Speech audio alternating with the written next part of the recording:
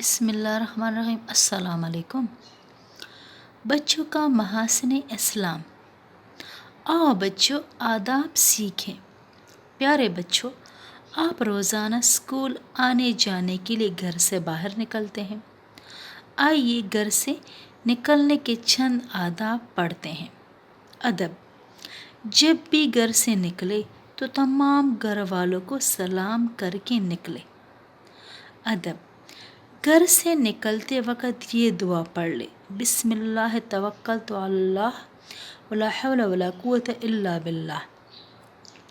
اس دعا کا مطلب یہ ہے کہ میں نے اپنے سارے کام اللہ تعالیٰ کے حوالے کر دیے اور اللہ تعالیٰ پر پورا بھروسہ کر لیا، اور میں ہر کام کی بھلائی و برائی کو اللہ تعالیٰ کی طرف سے سمجھتا ہوں۔